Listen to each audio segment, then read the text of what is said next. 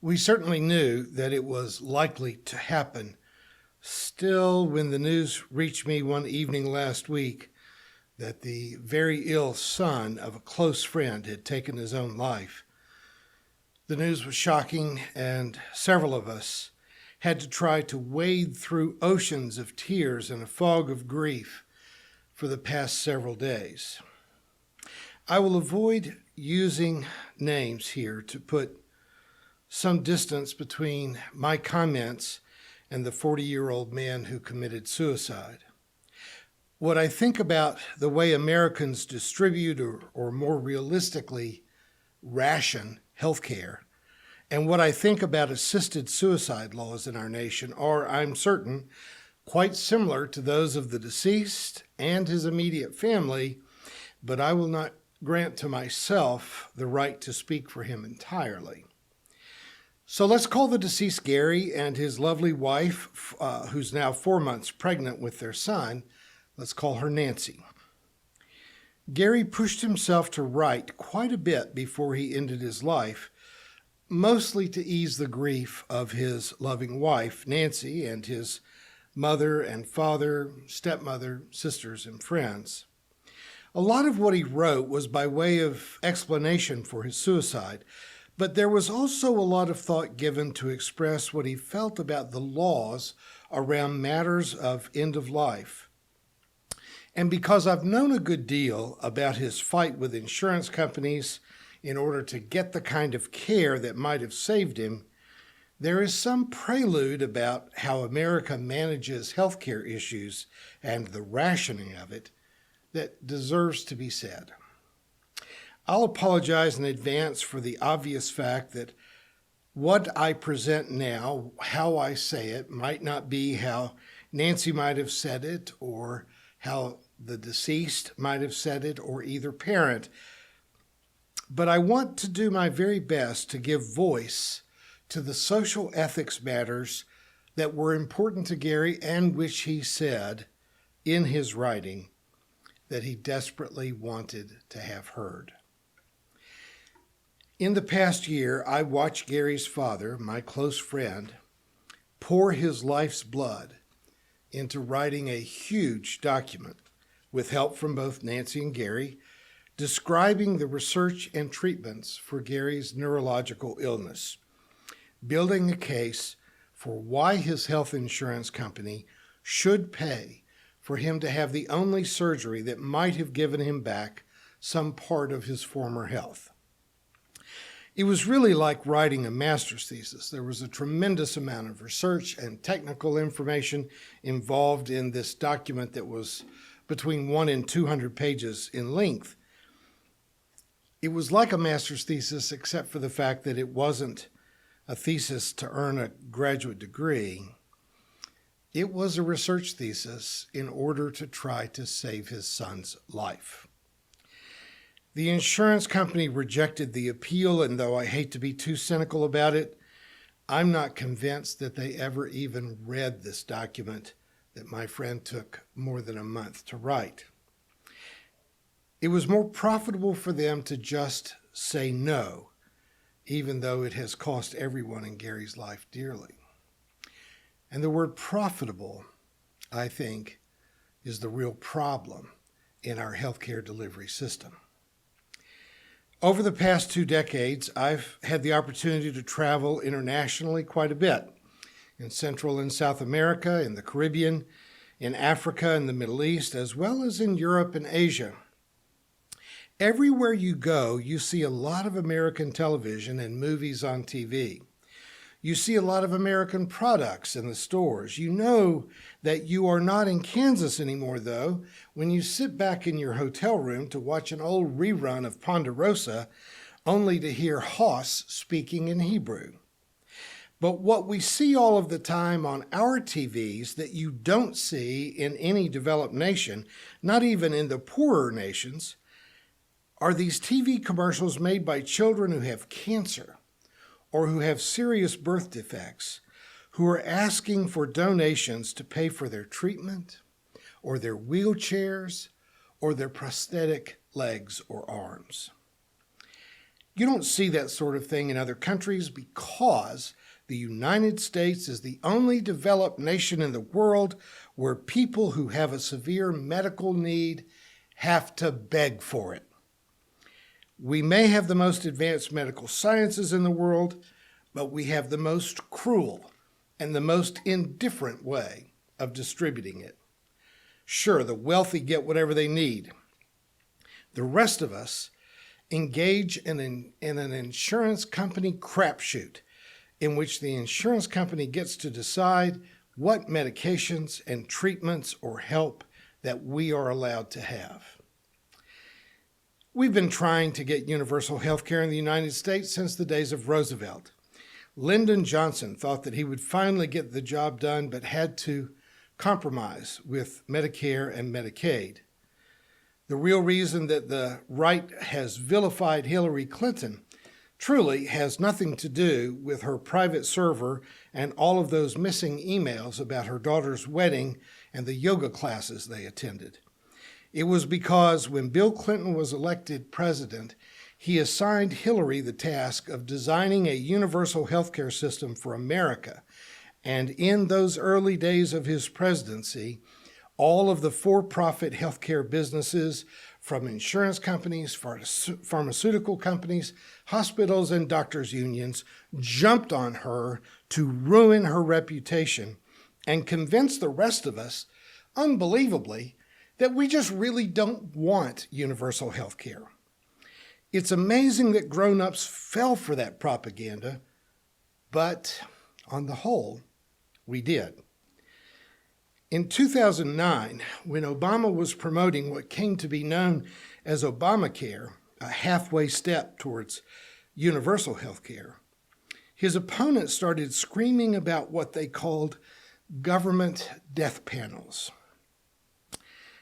Folks, the plan was for Gary and Nancy to go to Spain next month, where he could have received the surgery that was denied to him in the USA.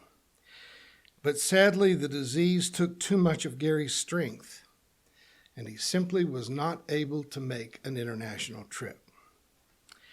There were other issues, of course, not the least of which is that even our medical research and investment is often based on the profit motive. Gary had a very rare disease, and so because it affected so few people, there was no money to be made in researching it or developing medications and treatments. Now, in the past 2 decades, we have come up with 4 different prescription medications to treat erectile dysfunction. And now we market a few different kinds of testosterone cream to make men want to take one of the ED pills because there's money to be made in that. But oftentimes to save a person's life, not so much. Gary may have died prematurely because in all likelihood, America does have death panels, and they sentenced him to death. But it wasn't a death panel that made a decision to withhold treatment that was in the government. It was pharmaceutical companies that decided not to research his kind of illness. It was insurance companies that treated him like his illness was just all in his head, while they are pumping ED pills into nursing homes at such a high rate that venereal diseases are now a major complaint in retirement homes. And I hope that the irony of that is not lost on you. Sarah Palin tried to scare the feeble-minded with her rhetoric about imaginary death panels, but there are real death panels in America, and they go by many names: Humana, Blue Cross, Aetna, Anthem, and Cigna.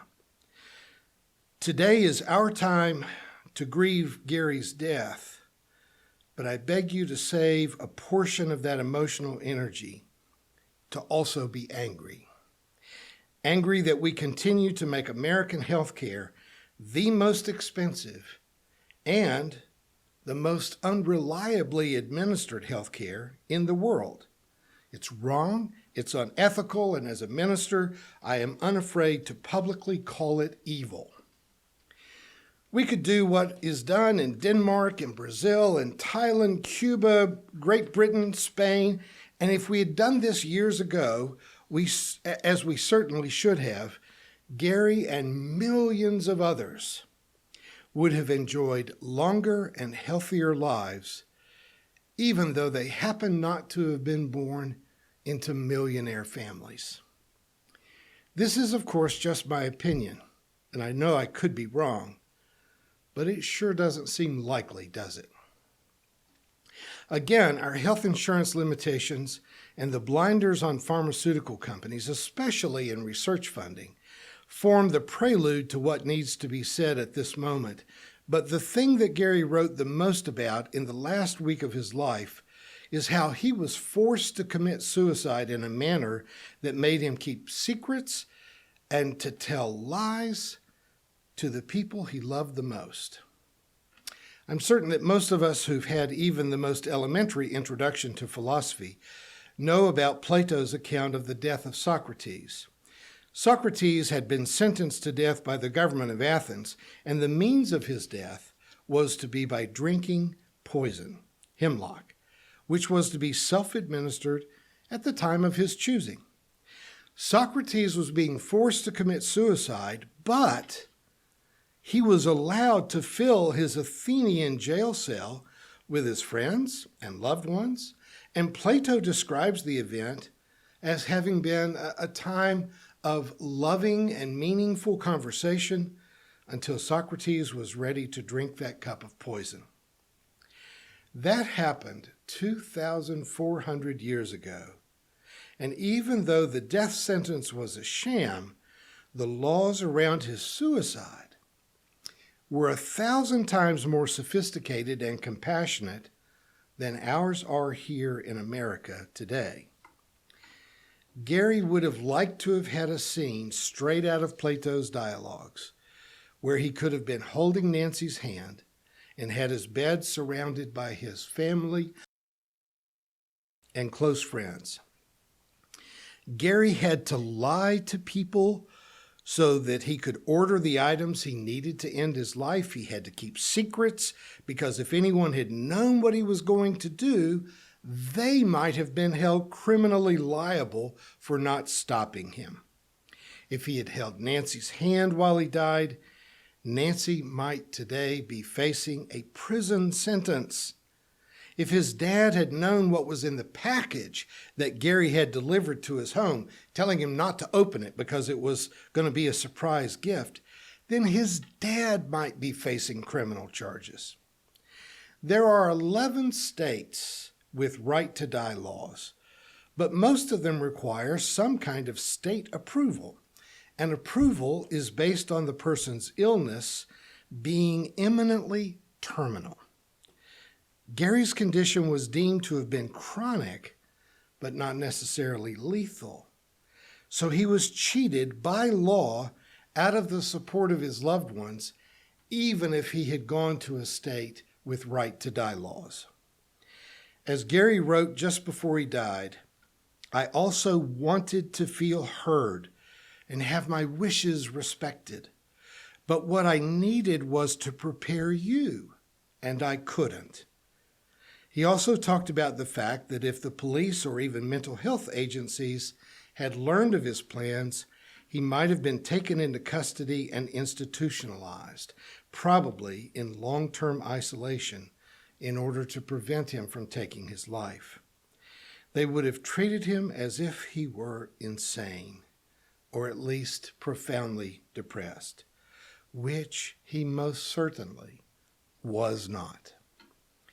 Gary wrote, "Fear of the law and of being institutionalized made me withhold from even meeting with my beloved family in my last days. I so wanted to reconnect with many of you. I did. But it's really stressful to hold back something important to say, like, I'm going to die soon, but I still really love you. I couldn't even tell my own wife that I was planning to die, and that is the one that eats at me the most. it would have put us both at too great of a legal risk. Now, Gary didn't say this explicitly, but I want to say it for him.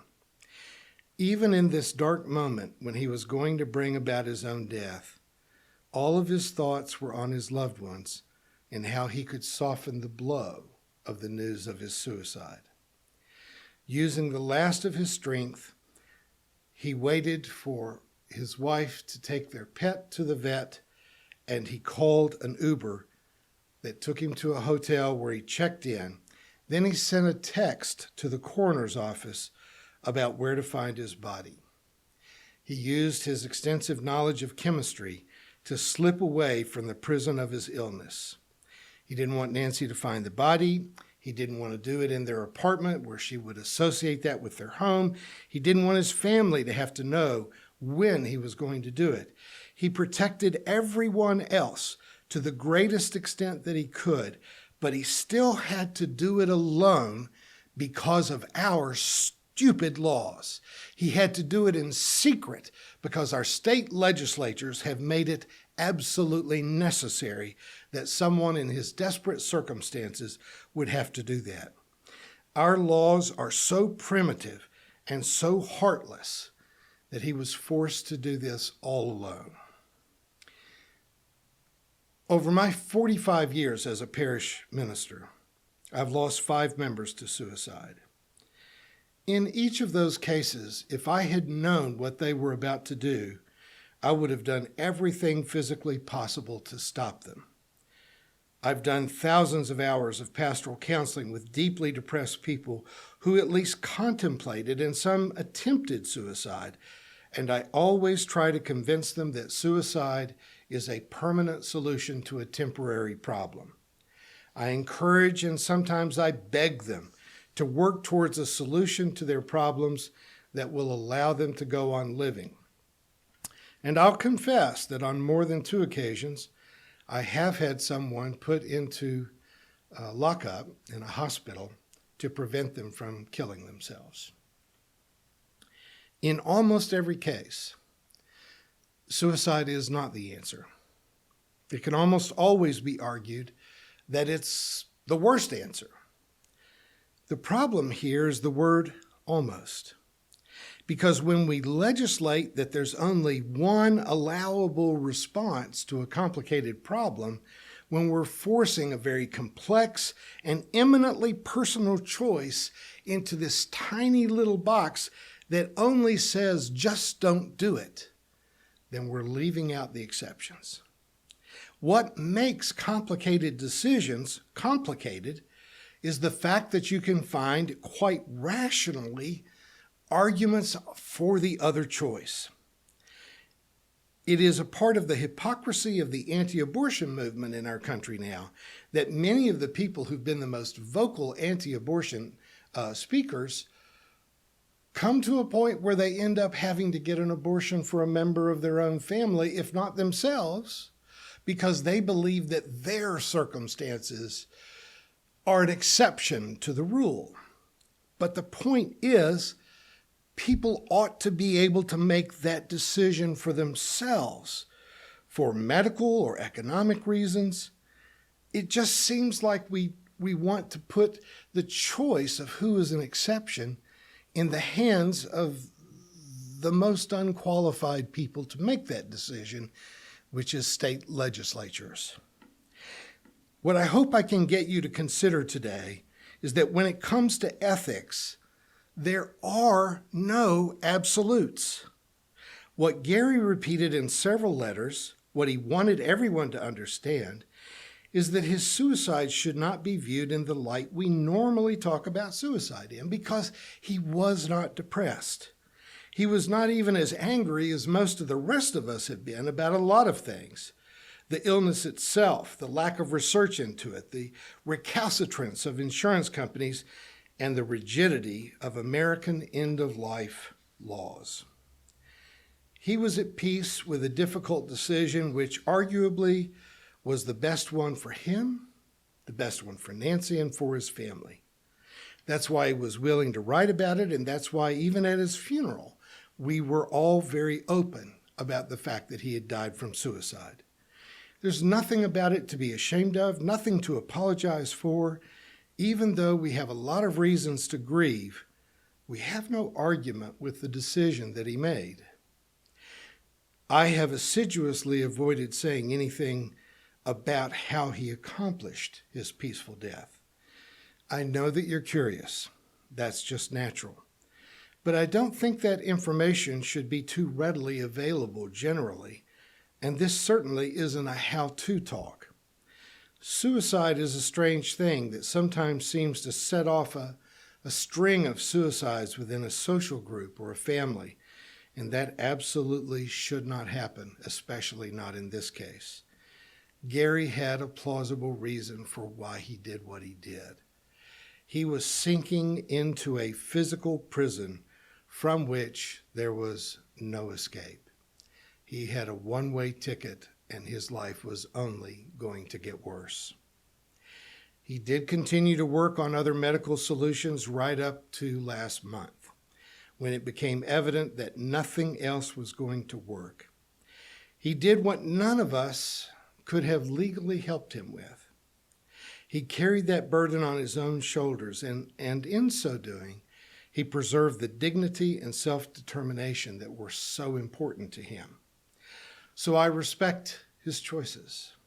I applaud his courage, and I deeply and profoundly honor his thoughtfulness towards his wife and his family.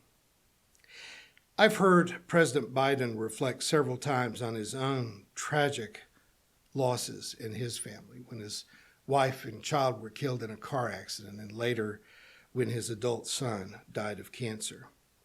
And he says of those events to people who are mourning that the day will come when you remember your loved one and a smile comes to your face before a tear comes to your eye.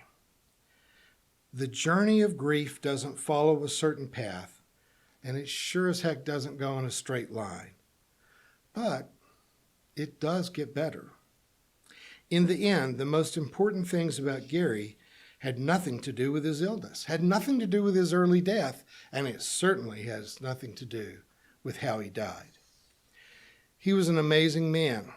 He was intelligent. He was inventive. He was athletic. He was passionate. He was a wonderful husband, a wonderful son and brother, a generous and thoughtful uncle, and a great friend. And at the end of this year, 5 months after his death, he will become a father. I say all of this to make this point. Suicide, no matter how wrong it is in many instances, is sometimes the best and the most compassionate choice. Our problem in America is who gets to make the choice. Gary knew how to end his life painlessly and quickly, but everyone doesn't. He had to do it under a layer of lies and deception. But he was able to get it done, and that just isn't true for everyone. When a person gets to the point where the future has only pain and isolation to offer, who should be a person that you are required to consult to get permission? Now, you might want to talk it over with your family or discuss it with a physician or a spiritual leader, but should you have to address any one of those people? Should you have to have permission from a court in order to approve of your decision? Should a state legislature be allowed to define the allowed exceptions? It's a subject that's too serious to ever be taken lightly, and we still want to prevent every suicide that is caused by short-term depression or irrational thinking. But surely we can find a way to get the government out of such absolutely personal decisions. I'll never forget the night that my eldest brother and I stood on either side of our mother's hospital bed in the intensive care unit of a hospital in Birmingham, Alabama. It was March 19th of 2003. I know because that was the day that the United States had started bombing Baghdad. My brother, a very traditional United Methodist pastor and a staunch Republican, watched the TV in the corner of the room with glee, cheering on the inflated reports of how much damage was being done with each sortie. While I was seething about this illegal war, we could not have been farther apart.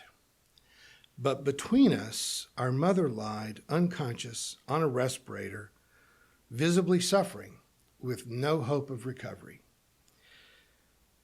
I looked at my brother after several hours of watching our mother suffer, and I said to him, if we were putting our family dog through this, we would be put in prison for cruelty to an animal.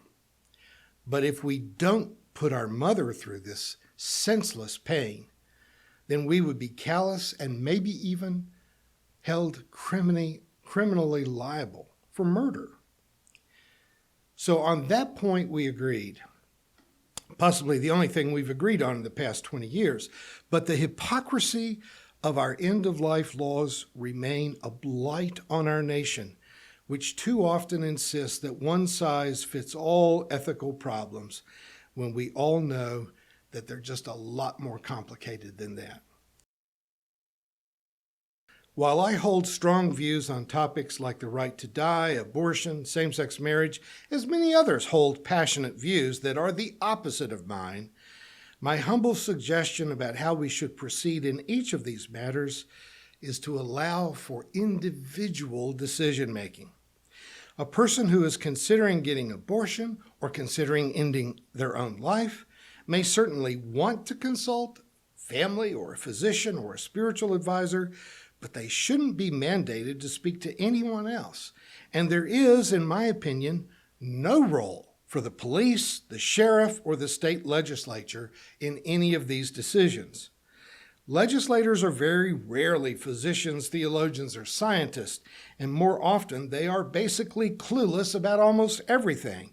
And so they should be the last ones to be empowered to make personal decisions for you or me or anyone else.